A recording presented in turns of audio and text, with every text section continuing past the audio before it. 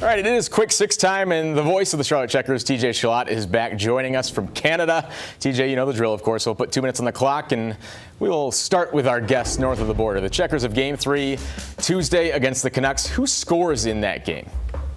You know, I like Sandis Vilmanis. He's the Checkers' leading scorer as a rookie during the regular season. He's been really quiet here in this series, but we've seen him at moments kind of bubble to the surface, and it just looks like he's oh so close to breaking.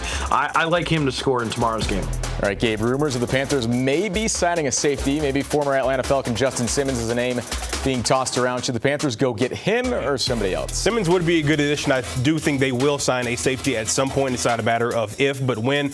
But I like Julian Blackmon, the former Colts safety. I think he's a little bit better as far as in coverage because they brought in Trayvon Merrick, from the Raiders. He's a little bit more, playing in run support towards the line of scrimmage. Julian Blackmon has a solid coverage rating the past couple years. I think that's the guy that I would target. But Simmons wouldn't be a bad get as well if they end up getting one. I think it'll happen pretty soon, though. All right, TJ, the Checkers are the next 3 games on the road. Both teams can close out the series in Abbotsford. How paramount is home ice when it comes to this specific series?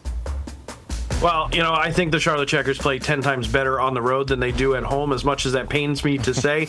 I think they're going to probably get 2 out of 3 here on this road trip. I do expect to have one more home win back at Bojangles Coliseum, and I'm not just saying that because I'd like to see this team lift a cup at home as opposed to what they had to do back in 2019, but I do think they'll probably take 2 out of 3. Home ice probably not as important in this series as others. All right, Gabe, Joey Chestnut announced he's returning to the Nathan's hot dog eating contest after a 1-year hiatus. If he could put his return to the contest in terms of another sport, what is that like? It's like Michael Jordan coming back in the 45. I mean, there's no other way to put it. Joey Chestnut, the best hot dog eater, competitive eater in the world. He if you can put chicken wings, whatever in front of him, he's going to kill it. Joey Chestnut, can't wait to see him on July 4th in the Nathan's famous. All right, TJ, quickly, the Stanley Cup currently going on. Florida Panthers up 3-2. Do they get it done tomorrow in Game 6? Yeah, I think so. They've got Edmonton. Their backs against the wall. They're completely deflated. I think the Panthers take it.